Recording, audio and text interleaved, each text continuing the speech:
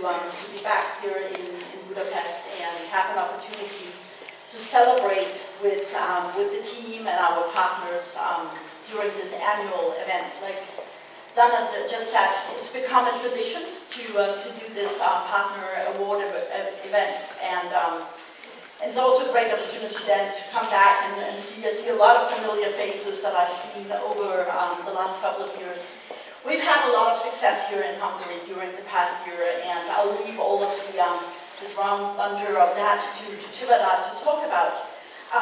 But during this year, we've had the pleasure of having the visit of our European President, Angus Hegarty. He was here with me back in June, and a lot of you had the opportunity of meeting Angus at that point of time as well. We also had my boss, Michael Collins, here back in October, spending some time with customers and partners and meeting representatives of the press as well. And the reason I'm mentioning that is having both of them in 1 year really is a great proof point and evidence of the success that the team here locally on the ground has been driving. Sometimes getting executive attention is not a good thing, but in this case I can promise you that the reason they were here was to celebrate with the team and with the partners on some of that success that we've had as a company. So we're going to be celebrating with the partners tonight as well. And we're also kind of celebrating a 1-year anniversary of being private.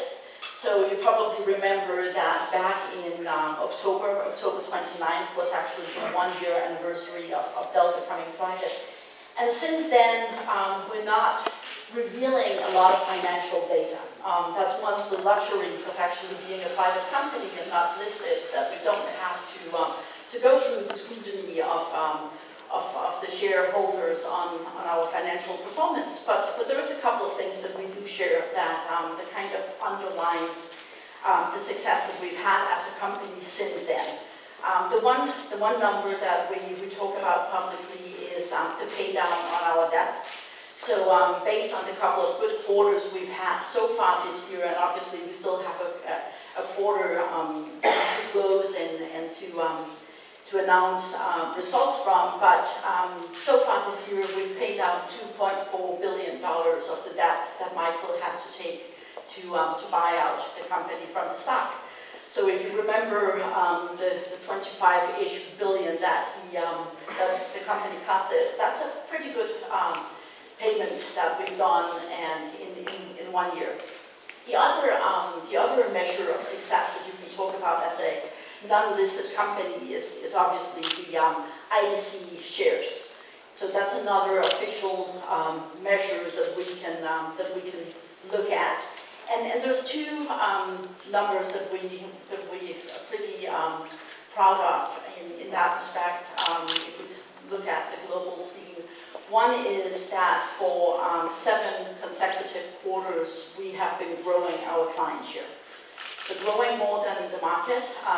We're not the only one growing, but we are taking share quarter by quarter by quarter. And on a global scale, we're now at 14.3% of client share. So that's one of the good proof points that we have of the success we drive. The other one is the server share, the x86 shares globally. We are still number 2. We regained our position in the Asian market.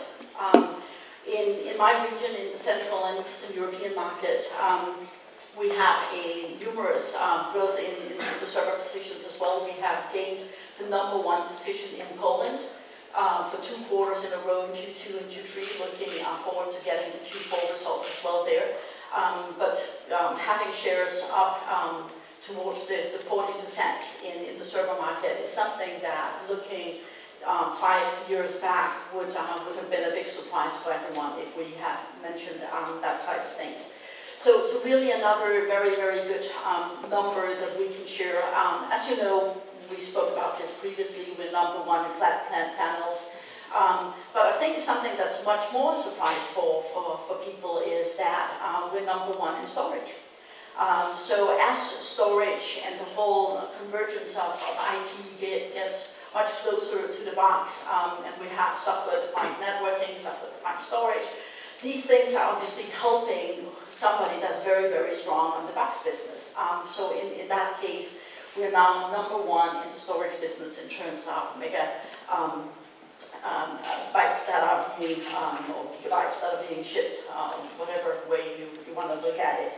So there is also, as you know, a consolidation happening in the industry. So the bigger vendors are growing, the smaller are losing out in the business. So in that case, we're definitely seeing some upsides.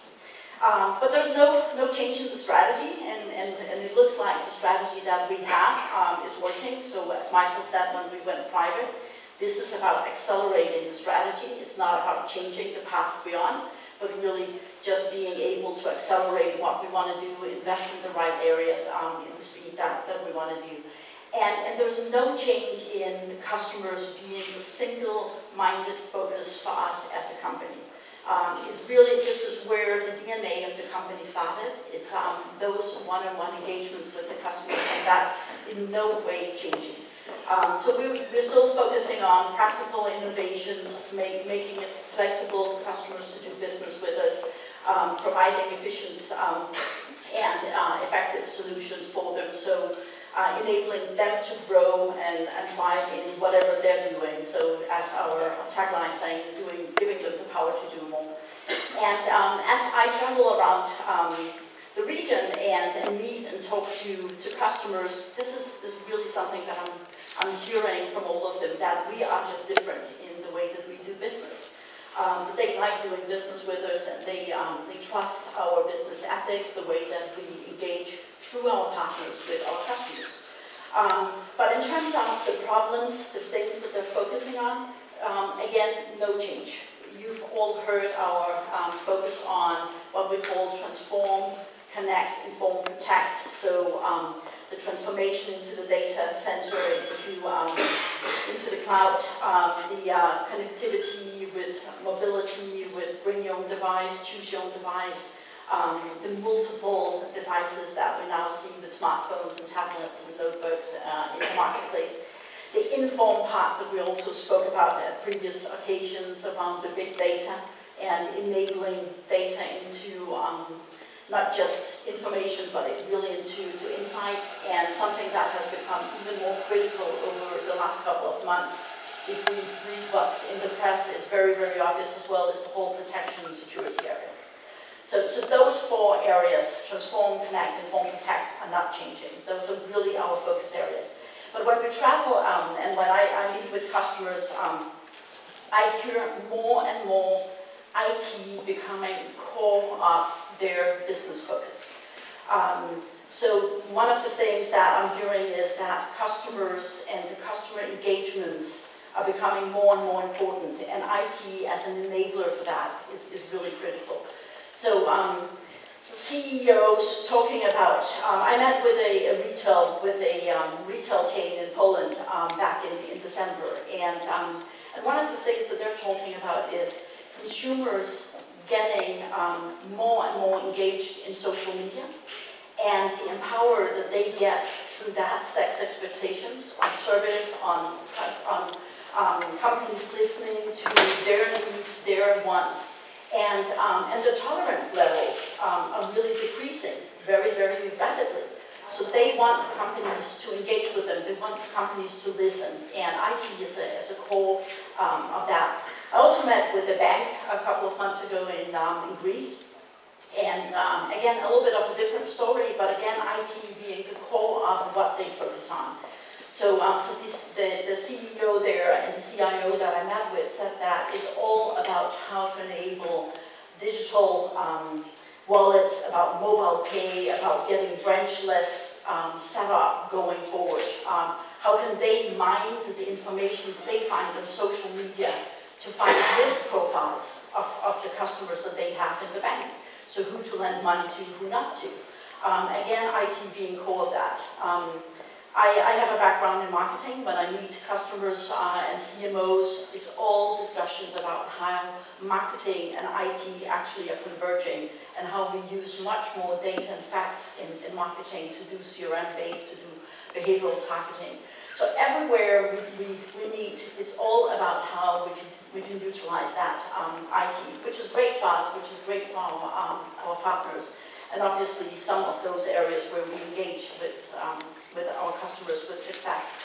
Another thing that I just want to close off with, and then leave it to David to talk a little bit about products and some of the announcements that we've had recently and how we're doing on that area, and to talk about how we're doing in the Hungarian market.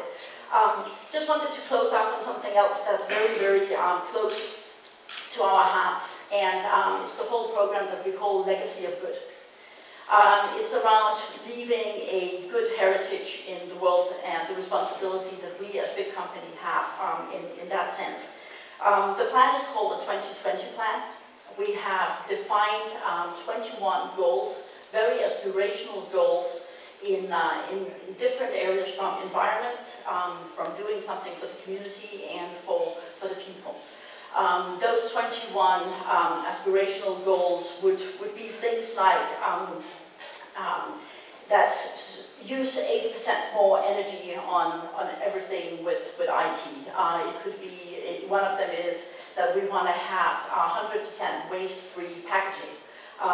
That we as a company want to invest 5 million accumulated hours of our employees' time to do something in the community. And those are, especially the community work, something that my team is very, very engaged in, both here in Hungary, but everywhere else in the region. If you think about it, in the past, it was very much around not doing anything bad for the environment. Now, it's much more around being neutral. So everything big companies do is like, we want to be neutral in the pollution, we want to be neutral. We're actually a little bit more ambitious than that. So we want to do something that's good. We want to make sure that not only the 2% of all the world's energy that's being used by IT is the focus area for us, but it's the 98% that is outside that we can impact with things we do. So I mentioned the packaging, and you've probably heard us talk about this before, that we started off a couple of years ago of doing packaging of bamboo. Then we moved into mushrooms, which made it actually possible to eat if somebody wanted to eat the packaging they got. So it was made out of mushrooms. But the next thing that we're moving into, or that we moved into, is utilizing wheat straw. So that's the waste product or the byproduct on wheat harvesting. And in the past, those wheat straws would just be burned.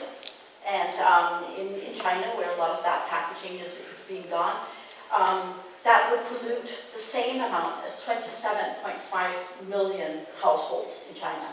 Just the burning of that wheat straw a year from those farmers that will take the wheat and just leave the wheat straw for burning.